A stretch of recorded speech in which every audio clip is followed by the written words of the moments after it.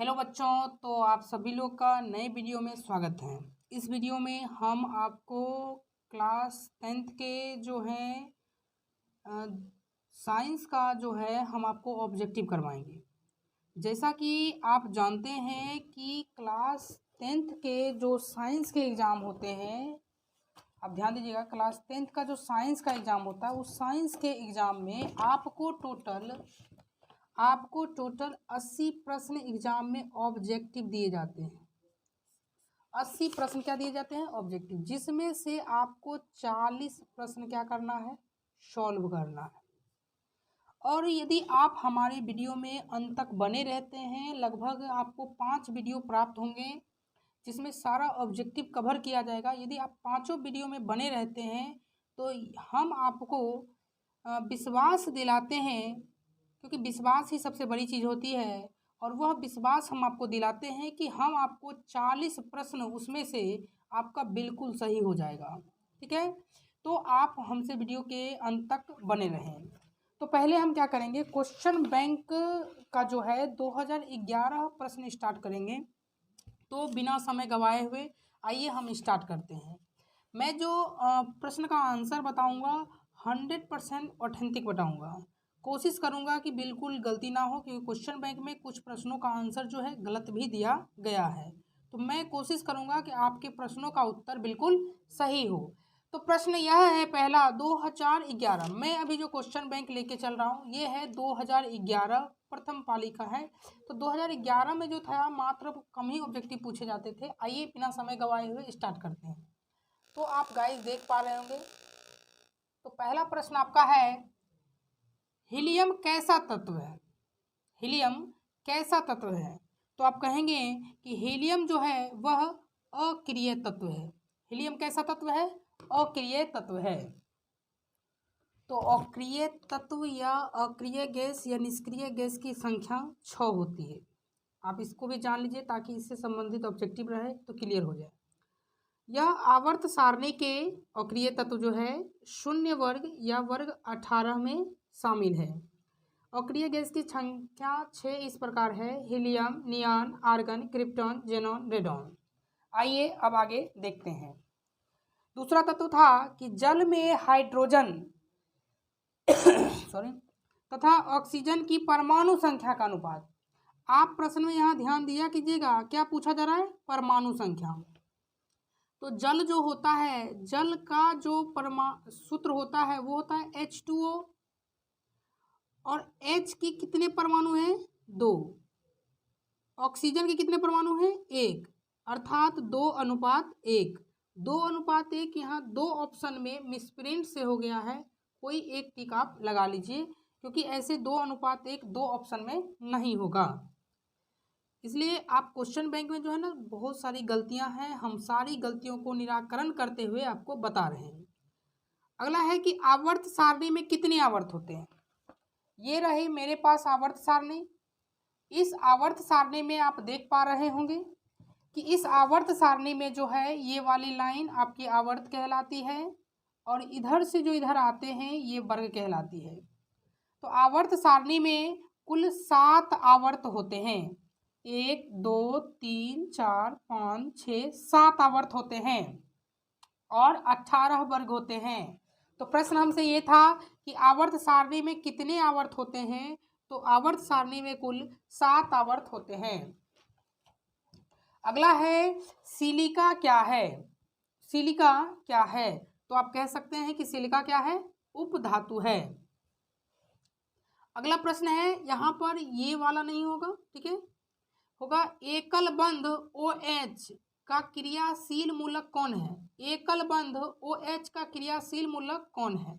तो बिल्कुल सही जवाब होगा अल्कोहल होगा। क्या होगा? अल्कोहल। प्रकृति में ऑक्सीजन का संतुलन जो है कैसे बना रहता है? हमारे प्रकृति में जो ऑक्सीजन का जो संतुलन है वह किस प्रकार बना रहता है? तो वह होता है प्रकाश संश्लेषण की क्रिया द्वारा। अगला प्रश्न है कि पौधों में श्वसन क्रिया के अंतर्गत ADP के टूटने से कितनी ऊर्जा मुक्त होती है? तो पौधों में श्वसन क्रिया के अंतर्गत ADP के टूटने से 30.5 किलो जूल प्रति मोल उत्पन्न होती है। अगला है मानव हृदय में कितने कोष होते हैं? तो मानव हृदय में प्यारे 4 कोष होते हैं। मानव हृदय में कितने कोष होते हैं? 4। मानव में कितने? 4। अगला है मानव हृदय का औसत प्रकुंचन दाब कितना है? तो मानव हृदय का जो औसत प्रकुंचन दाब, ध्यान दीजिएगा क्या है? प्रकुंचन दाब जो है वो है 120 mmHg। ये औसत प्रकुंचन दाब है और जो अनुशीतलन है वो है 80 mmHg। अगला है पौधों में वाष्पोत्सर्जन किस भाग में होता है? तो पौधों में जो वाष्पोत्सर्जन होता है वह किस भाग में होता है? पत्ते में होते हैं। अगला प्रश्न है कृत्रिम विक्र किन अपशिष्ट उत्पादों को रुधिर से अपोहन द्वारा पृथक करता है? तो सही जवाब होगा नाइट्रोजन। हाइड्रा में प्रजनन किस विधि से होता है? तो हाइड्रा में जो प्रजनन है वो किस विधि से होता है? मुकुलन। किसी माध्यम के अपवर्तनांक म्यू का मान क्या होता है? तो म्यू का मान होगा साइन आई बटा साइन आर। साइन आई बटा साइन आर। दाढ़ी बनाने में कौन सा दर्पण प्रयुक्त किया जाता है? तो दाढ़ी बनाने में जो दर्पण प्रयुक्त किया जाता है वो है अवतल। स्पेक्ट्रम में किस रंग का झुकाव अधिक है? स्पेक्ट्रम में जो सबसे अधिक झुकाव है वो है बैगनी रंग का। क्वेश्चन बैंक ने इसका उत्तर लाल कर दिया है जो कि गलत है। इसलिए हम कह रहा हूं कि आप हमसे जुड़े, हम आपको 100% श्योर आंसर बताएंगे। अगला है विद्युत फ्यूज विद्युत धारा के किस प्रभाव पर कार्य करता है? तो विद्युत फ्यूज विद्युत धारा के उष्मीय प्रभाव पर कार्य करता है। किसी कुंडली का प्रतिरोध ज्ञात करने के लिए, ध्यान सुनिए, क्या ज्ञात करना है? प्रतिरोध। प्रतिरोध मतलब आर का मान निकालना है। तो आर बराबर होता है V बटा आई। आर बराबर क्या होता है? V बटा आई, यानी ऑप्शन नंबर सी। डायनेमो से किस प्रकार की धारा प्राप्त होती है? तो याद रखिएगा जो डायनेमो होता है, छोटा है तो DC और बड़ा है तो AC होगा, अर्थात यहाँ पर दोनों धारा सही ऑप्शन होगा, ऑप्शन नंबर सी। डेंगू उत्पन्न करने वाला मच्छर किस तरह के जल में रहता है? याद रखिएगा मलेरिया पूछे तो गंदा जल, मलेरिया पूछे तो गंदा जल, जबकि डेंगू जो होता है वह साफ जल में रहता है, जो कि ऑप्शन जो है यहाँ पर बी करेक्ट दिया गया है, जो कि गलत है। डेंगू उत्पन्न करने वाला मच्छर किस तरह के जल में रहता है? साफ जल में। निम्नलिखित में से कौन बायोगैस ईंधन का स्रोत नहीं है? कौन बायोगैस के ईंधन का स्रोत नहीं है? तो नाभिकीय ऊर्जा यह बायोगैस के ईंधन का स्रोत नहीं है। हम आपको बिल्कुल ऑथेंटिक आंसर बताए हैं जो बिल्कुल सही है। आइए अब हम लोग 2012 स्टार्ट करते हैं। अभी तक आपने देख लिया 2011 हमने समाप्त कर लिया, बस मात्र 5 मिनट के वीडियो में। बस कंटिन्यू बने रहे इसी प्रकार। माई हो केकरा के कोटी हम आई। चलिए तो देखते हैं 2012 में। कहता है कि पाइरुवेट के विखंडन से कार्बन डाइऑक्साइड, पाइरुवेट के जो विखंडन से है कार्बन डाइऑक्साइड, जल तथा ऊर्जा देता है। यह क्रिया क्या होती है? यह क्रिया होती है कहाँ होती है? यह क्रिया होती है माइटोकॉन्ड्रिया में। निम्नलिखित में से कौन सा पदार्थ लेंस बनाने के लिए प्रयुक्त नहीं किया जाता है? कौन सा ऐसा पदार्थ है जो लेंस बनाने के लिए प्रयुक्त नहीं किया जाता है? वो होगा मिट्टी। किसी बिंब का, कोई बिंब है यानी वस्तु है, उसका वास्तविक प्रतिबिंब समान आकार का है। प्राप्त करने के लिए बिंब को उत्तल लेंस में कहाँ रखना चाहिए? दर्पण पूछे चाहे लेंस पूछे तो रखना चाहिए समान आकार में। कहाँ? वक्रता केंद्र पर। अगला है सामान्य दृष्टि से के वयस्क के लिए सुस्पष्ट दर्शन की अल्पतम दूरी कितनी होती है? तो वो होती है 25 सेंटीमीटर। 25 में क्या याद रखना है? सेंटीमीटर। लोहे की परमाणु संख्या कितनी होती है? 26। कोई विलयन है लाल लिटमस को नीला कर देता है। आप यहाँ पर एक बात ध्यान दीजिएगा, क्या है? लाल लिटमस को क्या कर देता है? नीला कर देता है। लाल को नीला कर देगा अर्थात वह क्या हो जाएगा? क्षार हो जाएगा। क्या हो जाएगा? क्षार। तो क्षार का pH मान जो होता है कितना होता है? 7 से अधिक। अब यहाँ 7 से अधिक 8 भी दिया है, 10 भी दिया है, 11 भी दिया है, जो कि क्वेश्चन में जो है यहाँ पर ऑप्शन मिस प्रिंट है। कोई एक ही आंसर होगा जो 7 से अधिक होगा। तो इस हिसाब से यदि हम इसको 1 बना दें, क्योंकि यहाँ पर ऑप्शन जो है मिस प्रिंट है, ठीक करना पड़ेगा। यदि हम इसको 7 बना दें तो 7 से अधिक क्या हो जाएगा? बी आंसर हो जाएगा। लेकिन आपको याद रखना है क्षार जो होता है उसका pH मान 7 से अधिक होता है। कैसे पता करेंगे कि अम्ल है कि क्षार है? तो अम्ल क्या करती है, तो इसके लिए क्या याद करेंगे, अनिल अनिल अनिल छलनी से चाय छान रहा है।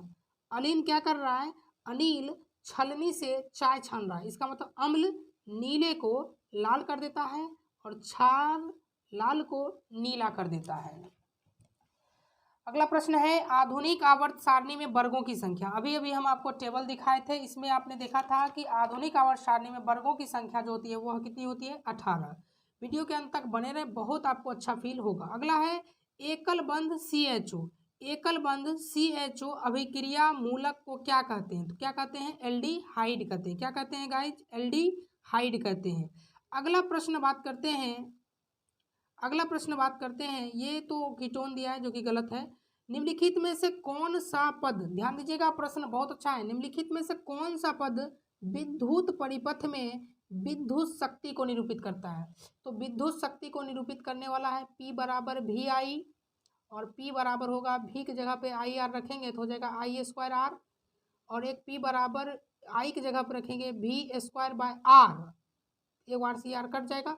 ये तो विद्युत शक्ति निरूपित करने वाला P बराबर VI है, I² R है, VI है, ये भी है, लेकिन ये नहीं है। यहाँ पर गाइस पूछा है कौन नहीं है, तो IR² नहीं है, IR² is the right answer. अगला है विद्युत धारा उत्पन्न करने की युक्ति को क्या कहते हैं? तो विद्युत धारा उत्पन्न करने की युक्ति को क्या कहते हैं, जनित्र। यदि पूछा जाए कि विद्युत धारा की उपस्थिति का पता कौन लगाता है, तो गैल्वेनोमीटर। विद्युत धारा को मापा किससे से जाता है, तो एमीटर से, ठीक है। लघुपथन के समय परिपथ में विद्युत धारा का मान बहुत अधिक बढ़ जाता है। लघुपथन के समय विद्युत धारा का मान बहुत अधिक क्या होता है, बढ़ जाता है। निम्नलिखित में से कौन सा जैव मात्रा ऊर्जा का स्रोत नहीं है? कौन सा जैव मात्रा ऊर्जा का स्रोत नहीं है? अभी अभी क्वेश्चन आया था, कौन होगा, नाभिकीय ऊर्जा। अगला है कोई एक तत्व है जो ऑक्सीजन के साथ अभिक्रिया कर लेती है तो उच्च गलनांक वाला यौगिक बना लेता है, लेकिन फिर वह यौगिक जो है जल में क्या होता है, विलय होता है। यह तत्व कौन सा है? यह तत्व होगा कैल्शियम। अगला प्रश्न है कि एथेन का आणविक सूत्र C2H6 है। क्या सूत्र है? C2H6 है। कहता है इसमें कितने बंधन होते हैं? तो 2 कार्बन है।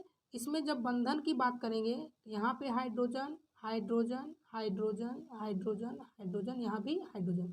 तो कितने बंधन हो गए प्यारे?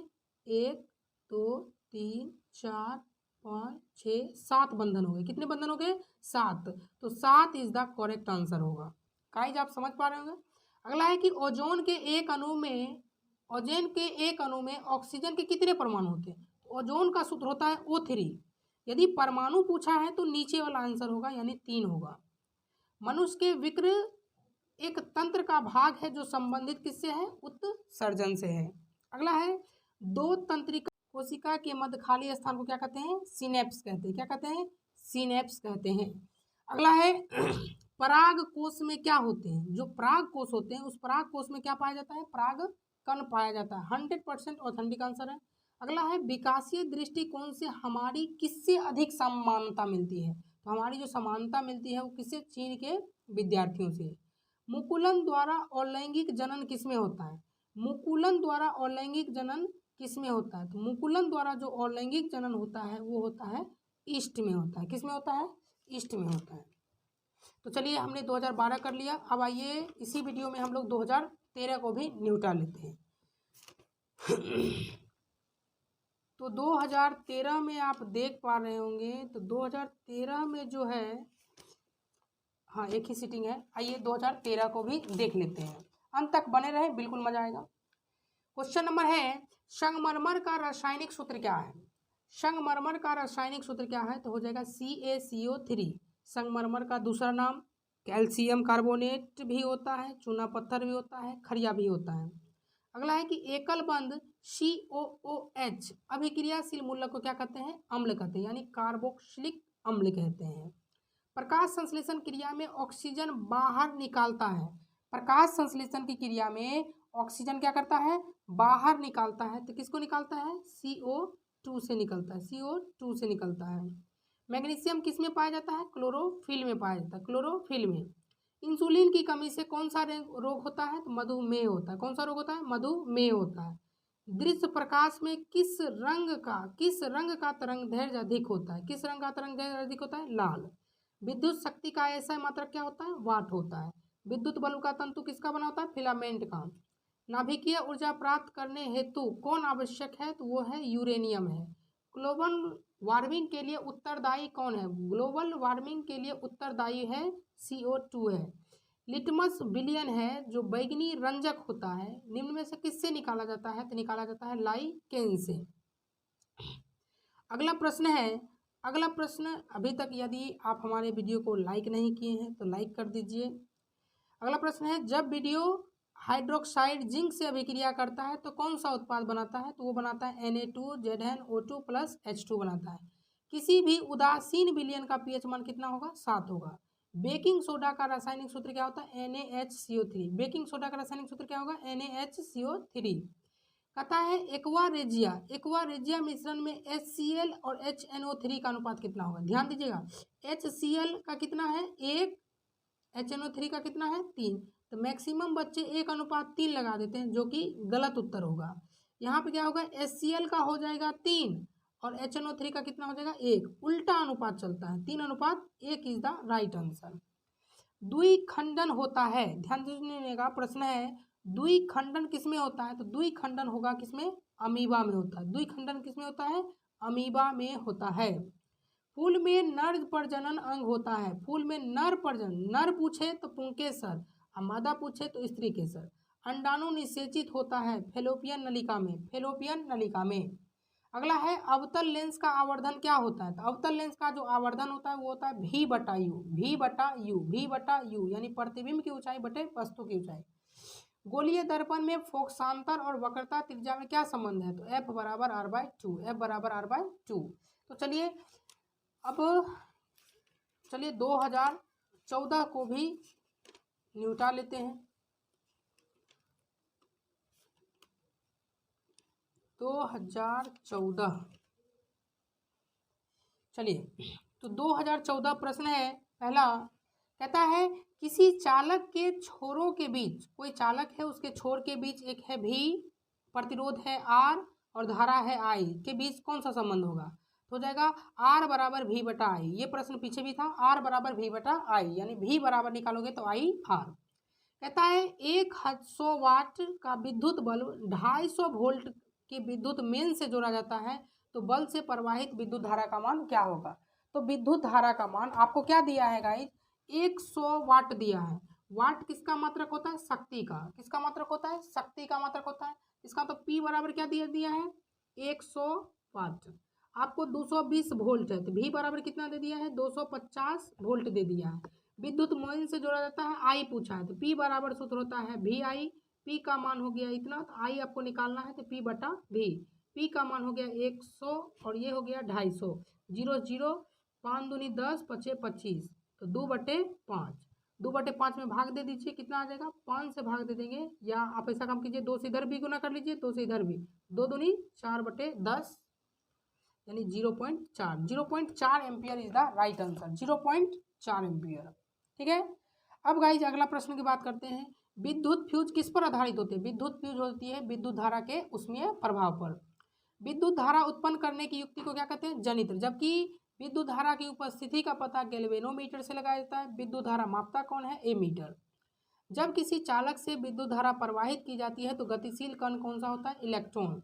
जीव द्रव्यमान ऊर्जा का स्रोत का उदाहरण इनमें से कौन नहीं है? कौन नहीं है? नाभिकीय ऊर्जा। पवन विद्युत जनित्र में पवन की चाल कम से कम कितनी होनी चाहिए? 15 किलोमीटर प्रति घंटा। 15 किलोमीटर प्रति घंटा, तभी जाकर के पवन ऊर्जा काम करेगी। कहता है अगला, निम्नलिखित में से कौन सा उत्पाद लेड नाइट्रेट को गर्म करने पर होता है? NO2+O2। अगला प्रश्न है, सोडियम क्लोराइड के जलीय विलयन में, ध्यान से पढ़िएगा, सोडियम क्लोराइड के जलीय विलयन में विद्युत धारा प्रवाहित करने पर यह वियोजित होकर सोडियम हाइड्रोक्साइड बनाता है। इस प्रक्रिया को क्या कहते हैं? तो इस प्रक्रिया को गाइज कहते हैं क्लोर क्षार अभिक्रिया। क्या कहते हैं? क्लोर क्षार अभिक्रिया। अगला है, निम्नलिखित में कौन सही है? याद रखिएगा, Na2CO3.10H2 10 बाल्टी पानी। कितने बाल्टी पानी? 10 बाल्टी पानी याद रखना है। कहता है निम्नलिखित में से किसे चाकू से काटा जाता है? लिथियम। यदि ये ऑप्शन नहीं रहता तो सोडियम, पोटेशियम, इस प्रकार से। कहता है निम्नलिखित में हाइड्रोकार्बन में किसमें हाइड्रोकार्बन में 3 आबंध होते हैं? किस हाइड्रोकार्बन में 3 आबंध होते हैं? तो देखिए गाइज, हम इसके लिए आपको पहले क्या करते हैं, वीडियो पॉज करके लिख देते हैं। तो देखिए कैसे पता करेंगे कि कौन एक आबंध है, कौन द्वि आबंध है, कौन त्रि आबंध है। याद रखिए,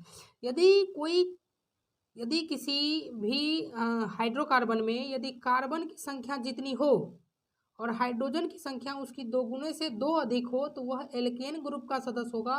और उसमें जो आबंध होगा वह कितने आबंध होंगे? एकल आबंध होगा। कितने आबंध होंगे कार्बन कार्बन के बीच? एकल आबंध। यदि इस प्रकार का रूल फॉलो करें, यहाँ का माने कार्बन का 2 गुना हाइड्रोजन हो, तब वह कौन सा आबंध होगा? द्वि आबंध होगा। कौन सा आबंध होगा? द्वि। जब 2 गुना से 2 कम हो तो कौन सा आबंध होगा? त्रि आबंध होगा। और किस ग्रुप का सदस्य होगा? एल्काइन का। आप सूत्र भी याद रख सकते हैं, आगे पूछा गया है। तो आपसे प्रश्न पूछा निम्नलिखित में से किस कार्बन में 3 आबंध होते हैं? तो 3 आबंध होने के लिए जो हाइड्रोजन में जो हाइड्रोजन परमाणु की संख्या है कार्बन के 2 गुना से 2 कम होगा। कार्बन के 2 गुना से 2 कम होगा। अब देखिए कार्बन में कितने हैं? 1। कार्बन में कितने हैं? 1। 1 का 2 गुना कितना होगा? 2। और 2 में से 2 घटा देंगे 0, जो कि ये गलत है। 2 का 2 गुना 4, और 4 में 2 घटाएंगे तो क्या आएगा? 6 नहीं आएगा। 3 का 2 गुना 6, और 6 में से 2 घटाएंगे 4 आ जाएगा। इसलिए ऑप्शन नंबर सी करेक्ट है। अगला प्रश्न ये है, ध्यान दीजिएगा। अगला प्रश्न है कार्बोनिल ग्रुप प्रतिकारक किसका है? तो CO का। किसका है? CO का। आप देख पा रहे होंगे डबल बॉन्ड CO है। अगला है कार्बोनिल है दिया हुआ। कहता है निम्नलिखित में कौन सा तत्व जो है सबसे अधिक अभिक्रियाशील है? तो इसमें है सबसे अधिक है Cu। जबकि आपको सबसे अधिक अभिक्रियाशील की बात करें तो हो जाएगा पोटेशियम। कहता है प्रकृति में पृथ्वी पर ऊर्जा का मुख्य स्रोत क्या है? मुख्य स्रोत है सूर्य। हरे पौधे क्या कहलाते हैं? उत्पादक कहलाते हैं। क्या कहलाते हैं? उत्पादक। अगला कहता है कीटों के पंख और चमगादड़ के पंख किस तरह के होते हैं? कीटों के पंख और चमगादड़ के पंख जो होते हैं क्या होते हैं? समवृत्तीय अंग होते हैं, अर्थात समरूप अंग होते हैं। दोनों के पंख हैं, ठीक है। अगला क्या कहता है भोजन का पचना किस प्रकार का अभिक्रिया है? तो वो है उपचयन। क्या है? उपचयन। अगला प्रश्न है निम्नलिखित में से कौन एक उभयलिंगी जंतु है? वो है केचुआ। क्या है? केचुआ। निम्नलिखित में से कौन एक भूमिगत जल का उदाहरण है? वो है कुआं। क्या है? कुआं। भूमिगत जल का मतलब होता है जो भूमि के अंदर जल उपस्थित होता है, उसी को हम लोग भूमिगत जल कहते हैं। तो इस वीडियो में हम लोग लंबा नहीं करते हैं। इस वीडियो में हमने क्या कर लिया, 2011 किया, 2012 किए, 2013 किए, 2014 किए। यदि आप हमको सपोर्ट कीजिएगा तो हम अगले वीडियो में 2014 का एक सीटिंग और बच गया है, हम वो फर्स्ट सीटिंग बच गया है, हम लोग सेकेंड सीटिंग किए हैं, फिर यहाँ से हम लोग आगे बढ़ाएंगे। 5 वीडियो में आपको कंप्लीट हम ऑब्जेक्टिव करवा देंगे। चलिए मिलते हैं अगले वीडियो में। यदि आप हमारे वीडियो में पहले जुड़े हैं तो बिल्कुल शेयर कीजिए, ठीक है। और आप हमारे टेलीग्राम चैनल से भी जुड़ सकते हैं। टेलीग्राम पे सर्च कर सकते हैं राकेश ऑनलाइन क्लासेज LKP। चलिए